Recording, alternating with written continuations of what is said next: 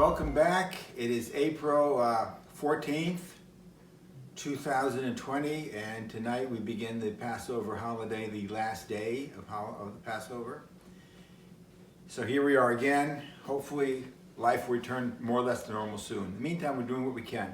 And I'm remembering this episode, Karate College. I went to Karate College several times starting in 2002. A lot of stories I can tell from there. This t-shirt is from the class of 2003.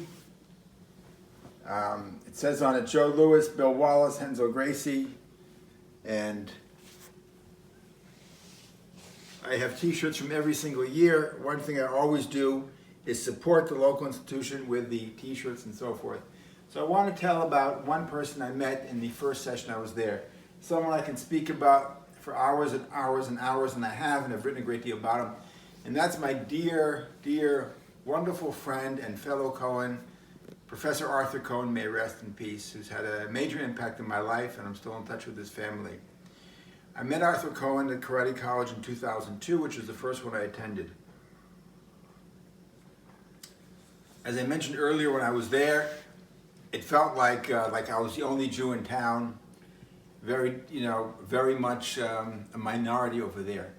And I looked at the flyer, and I'm not sure if it was 2002 or 2003. I'm not sure which year it was.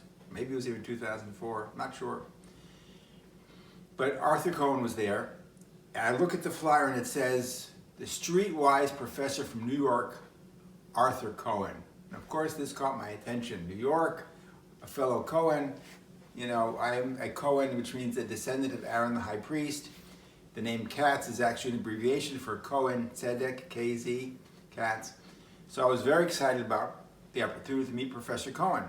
And he's teaching a pressure point system, control points.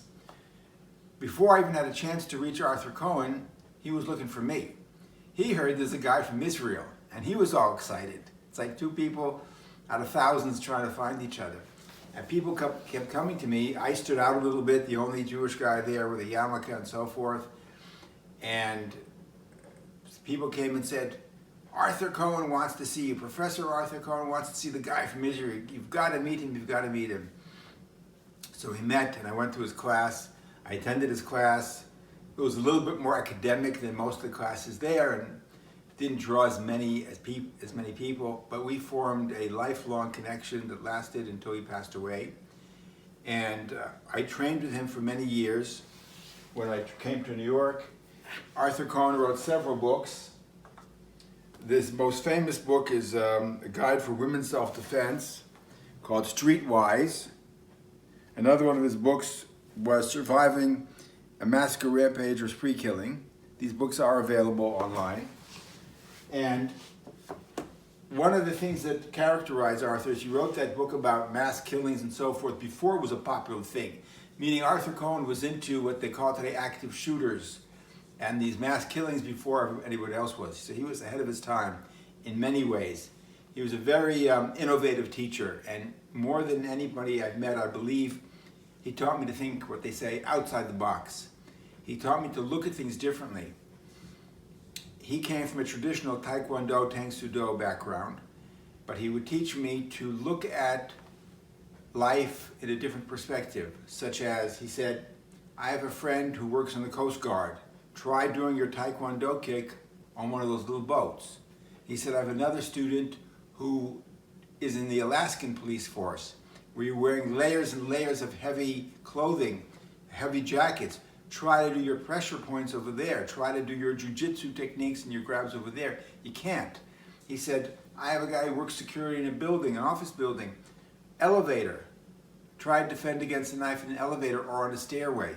These are all very difficult situations.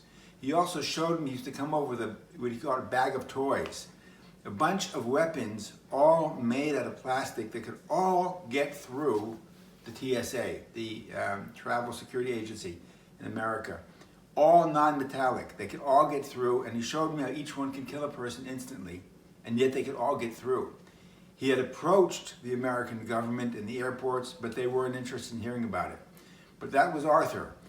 Always thinking ahead, a step ahead, and always with techniques that other people hadn't thought of.